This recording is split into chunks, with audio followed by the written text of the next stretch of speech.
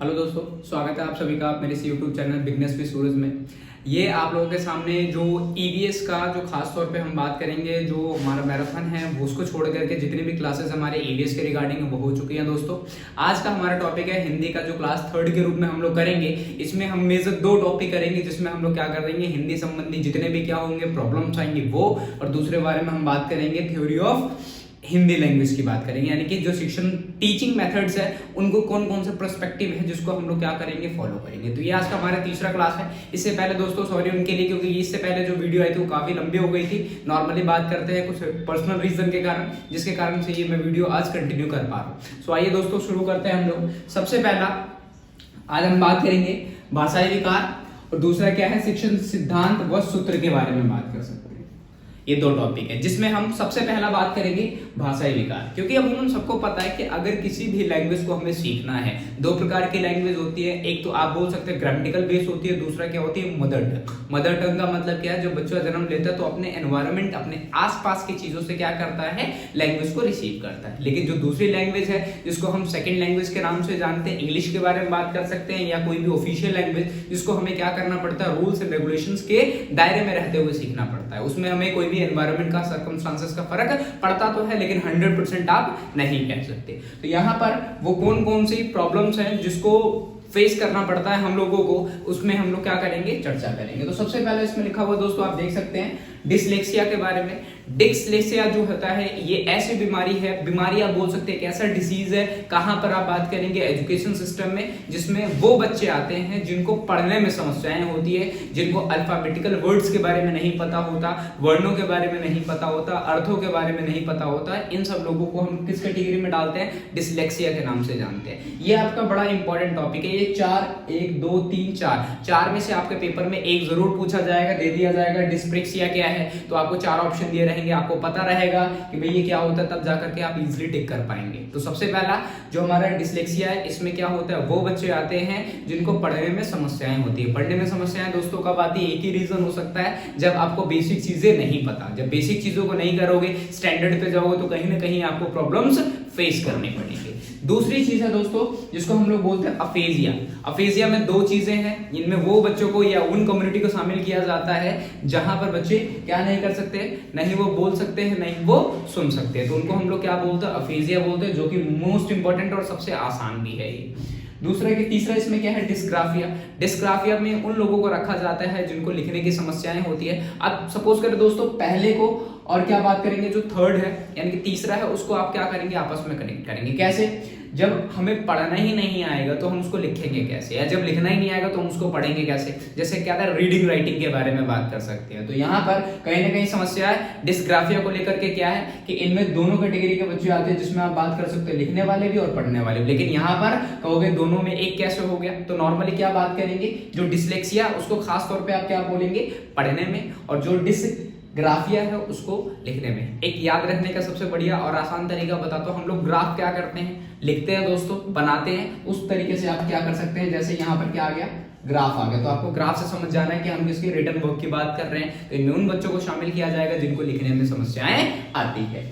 चौथा क्या है, डिस्प्रेक्सिया, जो कि मोस्ट इंपॉर्टेंट है, मतलब 4 इंपॉर्टेंट, आप किसी को इग्नोर नहीं कर सकते। तो इसमें यही वाली बात है, इसमें गणना संबंधी, कि हर बच्चे को क्या है, काउंटिंग वगैरह तो नहीं आती है। नॉर्मली बात करेंगे कि उसको क्या करना पड़ेगा, प्रोसीजर को सीखना पड़ेगा, या नॉर्मली कोई कैलकुलेट, जैसे किसी का दिमाग होता है, कोई क्या करता है, आप उनको बता भी दो फिर भी वो कैलकुलेट नहीं कर पाते, तो उनको क्या बोलते हैं, हम लोग बोलते हैं डिस्प्रेक्सिया। तो 4 हो गए हमारे। सबसे पहले डिसलेक्सिया जिसमें हम पढ़ने की बात कर सकते हैं, दूसरा अफेजिया है जिसमें हम बोलने और सुनने की बात कर सकते हैं, और तीसरा हमारे खासतौर डिस्ग्राफिया है जिसमें मैंने ग्राफ की बात करी, यानी कि लिखने की समस्याएं से ग्रसित जो बच्चे होंगे। चौथा क्या है, गणना संबंधी, जिनको काउंटिंग में क्या होती है दोस्तों, प्रॉब्लम्स फेस करनी पड़ती है।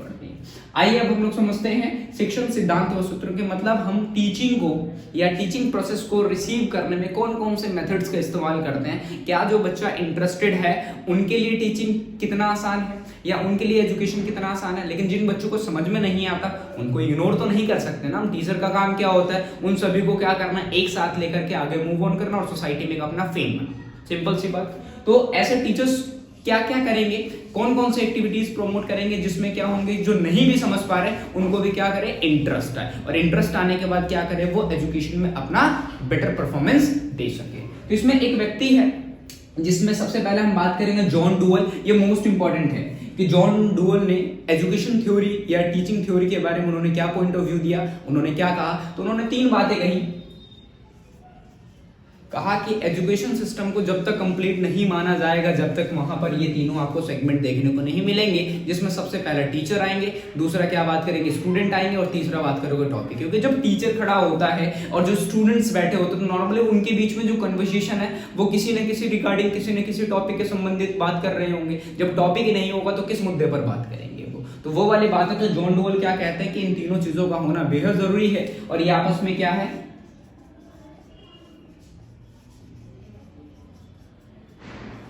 इंटरकनेक्टेड, जिसको हम बोलते हैं अंतर संबंधित। और ये नाम आपको जरूर ध्यान रखना दोस्तों जॉन डुअल के बारे में।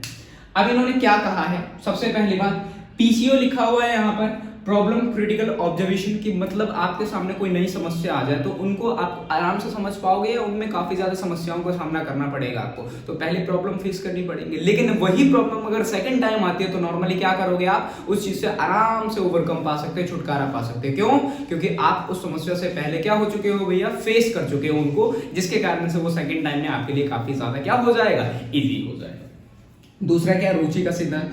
इंटरेस्ट, थ्योरी ऑफ इंटरेस्ट की बात करते हैं, ये सबसे ज्यादा इंपॉर्टेंट होता है एजुकेशन फील्ड में। क्यों? क्योंकि अगर मान लीजिए कोई टीचर पढ़ा रहा है, वो खाली थ्योरेटिकल पार्ट है, वो ग्रामेटिकल मिस्टेक्स सारी चीजें मतलब किताबी बातें बताते हैं, अगर बाहर की बातें वो इंटरेस्टिंग फैक्ट नहीं बताते तो बच्चों को भी दिलचस्प क्या हो जाता है, बिल्कुल बंद हो जाता है, इंटरेस्ट बंद हो जाता है, जिसके कारण से वो क्या करते हैं, सिर्फ और सिर्फ रोट मेमोराइजिंग, जिसको हम लोग बोलते हैं रेक्टिफिकेशन पर खाली बल देते हैं, जिसके कारण से उनका जो स्टैंडर्ड है वो बिल्कुल वहीं पर क्या हो जाता है, थम्स हो जाता है, जिसको आगे बढ़ाने की जरूरत है। और ये रिस्पॉन्सिबिलिटी किसकी होगी, टीचर्स की।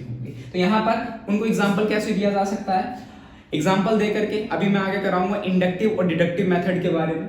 दूसरा के कहानियों किससे सुना करके, क्योंकि बच्चों को कहानियां काफी ज्यादा पसंद है। अगर मान लो कोई वॉर है तो वॉर में क्या करे, अपने आप को राजा बना दे या अपने आप को अपोनेंट बना दे, तो नॉर्मली उसको काफी इंटरेस्ट आएगा कि मैं राजा बन गया, मैंने इसको मारा उसको मारा। मतलब इंटरेस्ट पैदा करने के लिए आप कुछ भी करें जिससे कि सामने वाले बच्चे को समझ में आ जाए। अगला क्या, अभी प्रेरणा, ये तो सभी को पता, मोटिवेशन। अब टीचर ही कहते तो कुछ नहीं कर सकता, या आप कुछ नहीं कर सकते, या वो कुछ नहीं कर सकता, तो ऐसे तो टीचिंग का कुछ मतलब नहीं है। तो उनका ये मतलब है कि जो मोटिवेटेड बच्चे हैं उनका एग्जांपल क्लास के अंदर दे, इंटरनल वॉल के अंदर दे कि भाई ये कर सकते तो आप क्यों नहीं कर सकते, आप भी तो सेम हो, बस क्या है, इंटरेस्ट लाने की जरूरत है। अगला क्या है, LSRW, ये मोस्ट इंपॉर्टेंट, इसका फुल फॉर्म में पूछा जाता है, लिसनिंग, स्पीकिंग, रीडिंग, राइटिंग के बारे में बात करेंगे जब हम नेक्स्ट क्लास में, क्लास 4 में हम लोग बात करेंगे LSRW के ऊपर, डिटेल टॉपिक करेंगे हम लोग। इस टॉपिक को आप इग्नोर नहीं कर सकते। तो यहाँ पर खास तौर पर दोस्तों आपको क्या बात करनी है, 2 चीजें हमने बात करी, एक तो भाषा संबंधी जो प्रॉब्लम्स होते हैं कि जो पढ़ने में, लिखने में, सुनने में, बोलने में, गणना करने में, काउंटिंग करने में क्या समस्याएं हैं, तो उनको क्या कहते हैं। थ्योरी के बारे में बात करते हैं कि किस तरीके से जॉन डुअल ने कहा कि टीचिंग में 3 चीजों का होना जरूरी है, एक तो टीचर सेल्फ होंगे, दूसरे स्टूडेंट होंगे, और तीसरा क्या है, टॉपिक्स होंगे on which they will talk about, है ना, जिस पर बात करेंगे वो लोग। तो कहने का मतलब ये 3 थे जिस पर खास तौर पे हमने बल दिया। एक चीज और है दोस्तों, इंडक्टिव वर्सेस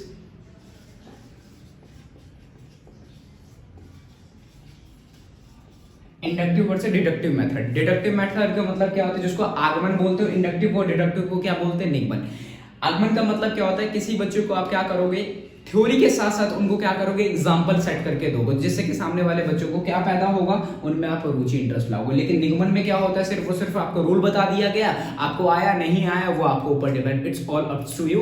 कहने का मतलब क्या है कि सभी चीजें आपके ऊपर बेस्ड होंगी, लेकिन ये चीजें काफी ज्यादा क्या मानी जाती हैं एजुकेशन फील्ड में, गलत माना जाता है। बच्चों को हमेशा क्या किया जाता है, इंडक्टिव मेथड का इस्तेमाल, क्योंकि 3 और जैसे मान लीजिए 5 और 3 कहते हैं तो 8 हो गए, तो नॉर्मली 5 क्या करते हैं, छोटे छोटे बच्चों को या तो चेयर बता दिया या पेंसिल बता दिया, बता दे, जिसमें उनको पता लग जाता है कि हाँ भाई 5 ही है, उसमें 3 ऐड करेंगे तो इतना होगा। तो कहीं ना कहीं इंडक्टिव मेथड एजुकेशन में काफी ज्यादा पॉजिटिव रोल निभाता है, जिसके कारण से हम लोग क्या करते हैं, टीचिंग्स में खास तौर पे क्या करते हैं, अपना इंटरेस्ट लाने की कोशिश करते हैं और इंटरेस्ट जगाने की कोशिश करते हैं, जिससे कि बच्चा बेटर परफॉर्म कर पाए। तो होप सो दोस्तों आज का वीडियो आपको पसंद आए तो लाइक, कमेंट, शेयर करना ना भूलें। Thank you very much.